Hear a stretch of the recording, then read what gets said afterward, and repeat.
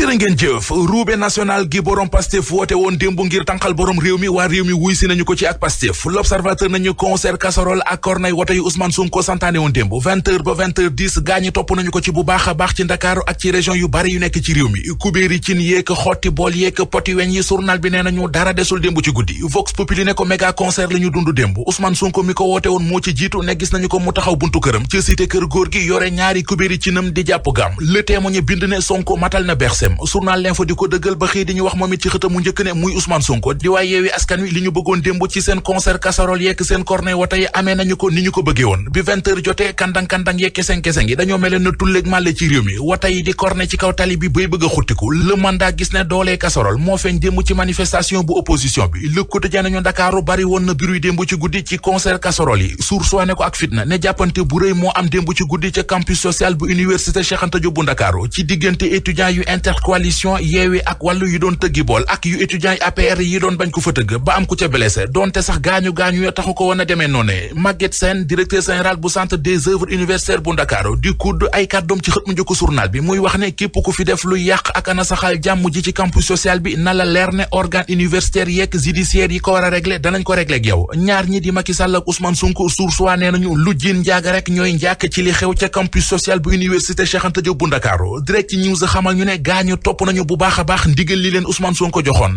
manifestation yi ànd ak fitna ñoo randu démb may manifestation ci ambiance nit ñi génn nañu manifester te bal tàkkul tiga tojul xeer naawul grenade lacrymogène jibul gis ñu fit benn jàppante ci diggante manifestant yeeg takk der yi lii soo koy lii lépp bokk ci élection législative yi Le Vrai Journal li muy xëy di ci laaj moo di ndax dee su ko reporter dàq ko ba jëmmi jamono ba xët-xët gi ci géopolitique bi wàññeeku Tribune ne ko lu mën a nekk la ndax union sociale libérale sisiroon nañu waa Cour suprême ngir ñu suspendre arrêté bu ministre intérieur gi doon wax ci modalité parrainage yi ci élection législative yi ñu waroon ko atte renvoyé ko ba tey ji ci midi léegi nag yéenekaay bi nee nañu bu dogalub Cour suprême bi génnee tey ci midi jox dëgg ñoom maître Abdoulaye Tine mu di waa union sociale ak libérale bu boobaa moom dañuy reporter élection législative yi ci réew mi ci lu amul benn werante réew mi quotidien nañu werante sax moo ca dul am ne waa présidence de la république def nañu démb ab communiqué di weddi xibaar yi tàmbalee jib di wax ne waa union européenne dañoo sàkku ci Sénégal mu reporter élection législative yi palais de la république nee nañu loolu amul wootey député yi mu di élection législative yi dina am ci réew mi ci date bi ñu ko jàpp ñi ñu jàppoon ci manifestation yi fi woon ajjuma fukki fan ak juróom-ñaar ci weeru juin te ñu leen doon tuumal ak attentat li ñu doon waajal ci réew mi l'observateur nee nañu am na lu feeñaat ci enquête ba ubbil yéenekaay bi Madické Diop di commerçant bi jaayoon gaay yi fumigène yi jàpp nañu ko ca boori poorum Dakar fa lañ ko jàppee keneen ku ñu jàpp tawaa sûreté urbaine jàpp ko l'observateur nee nañu moo di waa Djidi Mor Gueye moom ci groupe force spéciale bi ca la bokkoon taqal na ci coow li nag keneen ku ñu naan Aliou ñu gën koo xam ci dun xaaf nee na leen nit ku ñu naan Ousmane Seye ñu ko yooyee Aketon mooy commanditaire bi maanaam moo jiite yëf yi këru courant gi ci réew mi di Senelec l'observateur nee nañu moom la gaa ñi bëggoon a songo poste courant relais ba ca sortie 10 ci autoroute à péage bi jotoon nañ ko attaqué ak i cocktail molotov Les Échos nañu li tax ba attentat boobee ñu doon jëm ca poste courant bi ci autoroute à péage bi antuwul Mor Gueye nee na mooy ba ñu fa sànne cocktail molotov yi ni yëf yi waroon a explosé wul noone keneen ku ñu jàppoon ci coow li mu di rebelle bii di Ousmane Kabiline Diatta l'observateur nee nañu doyen des juges dóor na ko ab mandat dépôt démb ba ñu jël ko yóbbu kaso enquête dina kay nañu guerre totale moo am ci réew mi jamono ji gis nañu démb ay concert casserole ak ay cornet woto yu rëy ci réew mi ngir ñaawlo ni Macky Sall yore réew mi am na it lu mat fukki nit di ñu jàpp keroog ci manifestation yi fi woon fukki fan ak juróom-ñaar ci weeru juin ak ay tuuma yu garaaw yu ñu gàll ci seenu ndodd gis nañu it société civile bi ci réew mi sol aw dàllam di wi li pande Macky Sall ci bitim réew fii ci réew mi ca diwaanu Sébi Xotaan journal Libération xëyaat na ak ñun ca la fa xewoon mu di xaleb juróom-ñaari at bi wujju peccorgo yaayam rendi woon ci ab tabax bu yeggul wujju peccorgo yaay je ñu naan ko Assoufal mi def jëf ju ñaaw jooje nee na ci enquête ba bi muy wax xale bi ne ko kaay ñu ànd booba yéenay rey ko la amoon nee na lim ci jublu woon bu weesoo naqaral yaay ji moo di dafa gis ne xale bi heure bu jotee ak doomam rek xale bi la ñuy jox dëgg.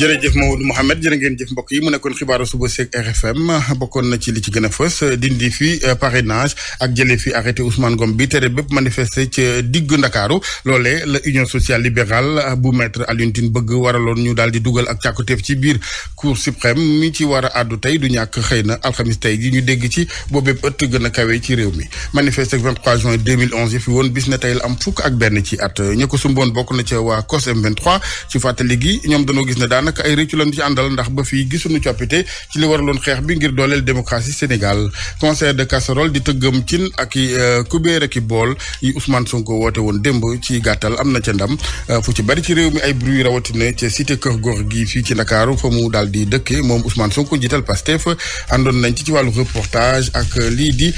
tëggum bool yi ak Amadou Sabax Ba ci technique bi Abdoulaye Diop El Hadj Assane ci micro bi Yacine Pouy ci digital gi ñu ngi leen di gërëm mbokk yi ci kanam tuuti ñu ànd ak yéen ci penco gi ak RFM di fàttaliku ne ñëpp 23 juin 2011 bis na tey fukk ak benn ci at ak démocratie Sénégal ak wér-gu-yaram gi nañ ci ànd ak kilifa dina ci bokk Alioune Tine ak ñeneen incha allah ñu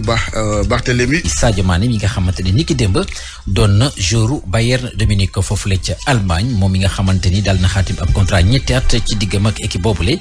weer wu ne moom Sadio Mané dana am lu tolloog 700 millions ak lu tegal moom gannaaw ba ñu ko présenté li nga xamante ni daal moo di presse bi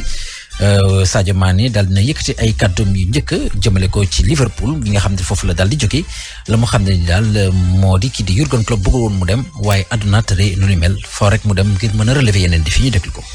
manager and also great person and when Klopp nag ba ma ko njëkkee wax ni dama bëgg a dem neexu ko woon waaye dafa jàpp ni daal loolu lay àdduna ba tax na ñaanal na ma ni ma daal naa dem waaye jàppale ni daal lu ci mënti am rek moom di Jurgen Klopp man am naa reconnaissance trop ci moom ndax nit ku baax la entraîneur bu baax la jàpp naa jaar nag Liverpool def lu tolloog juróom-ñetti at yi nga xamante ni neexoon na lool ak ay nit ñu baax ak itam ay supporters yi nga xamante ni macha allah waaye nag comprendre naa leen parce que ñoom bëgguñu woon ma dem waaye àdduna moo tëddee noonu nii la rek bu teyee nga nee fa bu subaa nga jóge fa dem yi feneen te rax ci dolli tamit dama soxla woon beneen challenge ngir mën a relever yeneen défi Klopp daal li ma leen mën a wax ci moom daal mooy nit ku baax la bëggoon na ma toog nag waaye comprendre na sama situation te loolu mooy àdduna léegi nag tourné nañu page bi ñu jublu ci Bayern Munich di équipe nga xam ne équipe bu mag la tey ji moo fi ñëw itam day mel ni daal beneen défi laay relever donc loolu daal moom yitteel bu yëfi door rek incha allah ñu nekk ci. to achieve things together and of course then I straight away decide. kooku moo di Sadio Mané kii di Souleymane Sané doonoon ni jamono capitaine bu équipe nationale bu Sénégal di bàyyi ci Leroy Sané mi nga xamante ni jour la foofule ca Bayern de Munich la mu xamle moo di Sadio Mané def na choix bu baax loolu nag la daal di yëkkati ci kàddu yi nga xamante ni dégg na ko Babacar Fall. Je trouve qu'il a fait un très bon choix. jàpp naa ne tànneef bu baax la def bi nga xamee ne ñëw na Bayern na ñoom nag waa Bayern jënduñu Sadio Mané ngir mu remplacer Lewandowski ndax bokkuñu sax poste bi ñuy football waaye jàpp naa ne Sadio Mané am na ay qualité yoo xam ne dina ko permettre ñu mën a renforcer bu baax a baax li nga xamee ne mooy attaque bu Bayern de Munich ak Sadio daal jàpp naa ne atum ren dina gën a dox bu baax a baax ci Bavarois yi. Ça va peut-être marcher mieux pour eux. léegi nag beneen affaire bi mooy wàllu numéro maillot Sadio Mané 10 lay sol Sénégal 10 la doon sol Liverpool. Bayern nag 10 bi sa doom Leroy Sané moo koy sol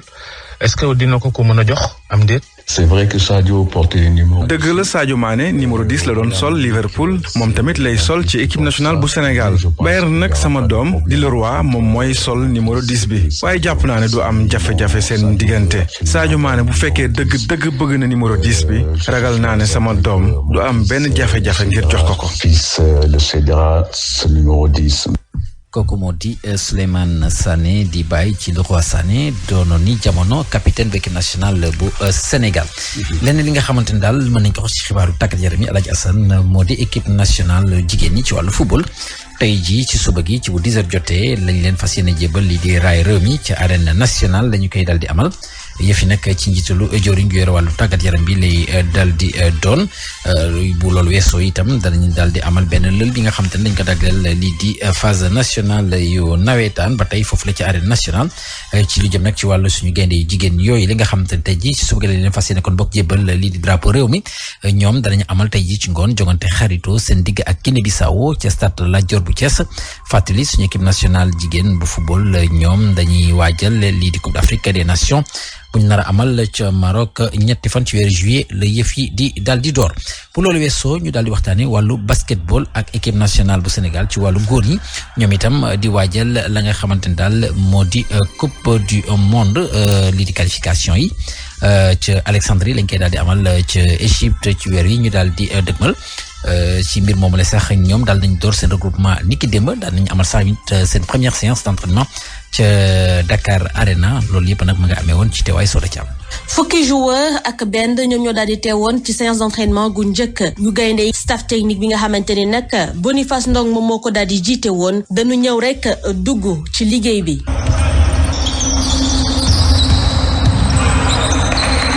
kay tàggat gaynde yi nag di rafetlu bu baax état forme joueur yi. entraînement bopp la woon plus que entraînement physique donc moo tax répété naa système yëpp donc joueurs yi la plupart fàtte wuñ ko donc ñaari système que c'est laa ci yokk te vraiment doxoon na donc d'ailleurs sax fin séance bi nga xam ne prévoir wuñu woon jouer donc joueurs yi sax ñoo bëggoon jouer donc joué nañ tuuti 5 contre 5 pendant 10 minutes. je pense que état physique ba ma gis tey je pense que bonul voilà que 5 entraînements yi ñuy am dinañu tax ñu accélérer et peut-être suñu eggee Égypte aussi dinañ am benn wala ñaari séance. ñu gis nag ay coppite yu bëri lu ñeel liste bi nga xamante ni fësaloon nañ ko ci loolee nag Boniface Ndong di ci indi leeral. Branco du fi nekk parce que day joué Summer League ak Phoenix donc Mbaye Ndiaye aussi du fi nekk day joué Summer League ak Denver voilà Pierre a day joué Summer League ak équipe boo xam ne xamagu ko moom yàgg na ma wax ne du ñëw donc Clevin Hana waxoon na ne xamul woon mais moom dafa am voyage familial le 4 juillet Khalifa Diop mu ngi ci draft bi donc mu ngi def ay wookaat sûrement dinañ ko drafté suñ ko drafté dafa war a dem Summer League bi Mbaye Ndiaye waxee ne dootul ñëw donc boobu laa xalaat Babacar Sané parce que je pense que position boo xam ne peut-être moom mën na ñëw xeex place am léegi su defee liggéey bu baax mën na nekk moom mu ànd ak ñun Ibou Faye ak Youssoufa Fall ñoom ñu ngi compétir ba léegi d'ailleurs tey mooy seen 4e match su fekkee ne Monaco moo gagné xam naa suba wala ginnaaw suba ñu ñëw fii def seen visa dem su fekkee ne dañ ñoon 5e match li ñu bëgg mooy que Ibou Faye en fait defari visa bi France dem mais bon visa bi ci li ñu amagum léegi dafa jafe trop. adjoint bi di Mamadou Gueye pa bi amoon ngant lu ñeel séance d'entraînement gu njëkk gi Boniface Ndong daal di liggéeyandoo ku ñu naan Charles Martin Klask di ab player development ca Denver ak manager général bu yees bu équipe bi di Malay Ndoye. Soda Thiam daal di fàttali nag Sénégal ay match qualification coupe du monde 2023 moom lay waajal nii yëf yi nag danañ ko daal di amal ca Alexandrie ca Égypte danañ ko daal di door ñetti fan ci weeru juillet bi ñu dëgmal Alajasan. jërëjëf sëñ Cheikh sunu jigéen ñi Coupe d'Afrique bi ci Maroc bu nu ko jëlee nag de ni seeni càmmiñ xanaa gars yi ne nag ñoo moom Afrique léegi. waaw du ma ne jël bi moom. du yomb du yomb parce que quand même di nga fa fekk ay réew yi nga xamante ni ay référence lañu ci wàllu footballu jigéen ñi. waaye lu wërte wër moo di Sénégal. amal na ay jéego yu am solo. ndax tolloon nañ ci jamono football féminin bi doxlu woon. ku ñu tasal dañuy door lu bëri. mais gis nañu que depuis quelques années quand même ça commence à s'améliorer notamment ak un résultat assez prometteur. contre le Cameroun 2-2. dafa beneen match bi nga xam ne Cameroun moo leen daal di gagné 1-0 te Cameroun référence la si wàllu football jigéen ñi. moo tax ñu mën a am yaakaar ni. dañuy amal tournoi bu baax incha allah. très bien jërëjëf Cheikh Tidiane ñu dalal Anna Rocha ci chronique culture bi. maa ngi leen di nuyu mbokk yi kuréel gi di Fabrique.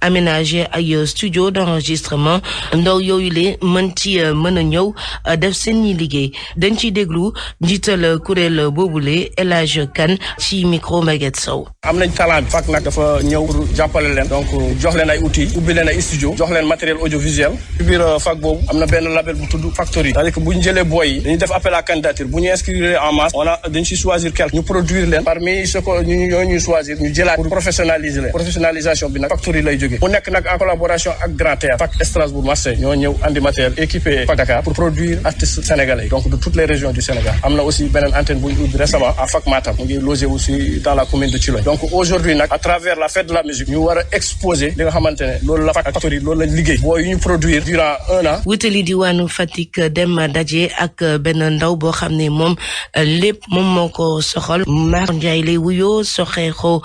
Toubacouta daanaka nag ci école yi ak ci hôtelu commune boobule ci lay daal di am lu mu suturlu boppam Aminata Goudiaby ngir yeneen i leeral. Toubacouta gi nga xam ni fa la dëkk cosaanoo fa Markasala lañ koy woowee moom li nga xam ne nag moom mu di lépp daf koo neex loolu bi muy nekk xale ba léegi mu am nag ñoo xam ni nee na ñoom ñoo ko inspiré. mel ni docteur Massamba Gueye ak ñu mel ni ay ñoom Babacar Mbaye Ndak ak Zumba Sow ñooñu di suñuy idole di ñoo xam ne tamit yàgg nañ di leen topp ci li nga xam ne ni moom la ñuy def. moom nag artiste peintre la waaye art bi mu gën a bëgg moom moo di lépp léeg-léeg nag nee na dañ koy invité muy def ay prestations ci yenn bërëb yi nekkee foofee ca Toubacouta léeg-léeg sax mu génn dem ci yeneen région yi mu bokk ci Dakar waaye bëriwul. maa ngi ko commencé woon ci benn garderie bu nekk fii donc doon fa dem di def ay animation comme bénévole pour xale yi ci lañ commencé di def ay animation centre culturel bi chaque mois dañ doon organiser benn journée boo xam ne lecture de conte la mais ak goûter partagé ak xale yi donc di partager ak ñoom ay histoire mais aussi di leen sensibiliser ci lecture dañuy amal ay soirée conte ci hôtel yi lu mel ni Palais Tuvier. li nga xam ne nag moom moo di lépp aar la boo xam ne daanaka mi ngi wane ginnaaw ndaxte ndaw yu bëri xamuñu ko moom Mar Ndiaye nag li mu bëgg nee na mooy def promotion bi ci ndaw ñi am na sax ay jéego yu mu commencé teg. ñu gën ko dundal gën ko jox cër ndax tey nit ñi dañuy am ñaar yoo xam ne dañ koy juwaarle mooy maye ak lépp maye nag tey jii peut-être mën nga gis ay humoriste wala comédiens yi tey jii ñu koy def mais bokkul ba léegi ak lépp ndax tey jii ñun li ñuy def ni da doon tax nit ki tamit am jom mais di am valeur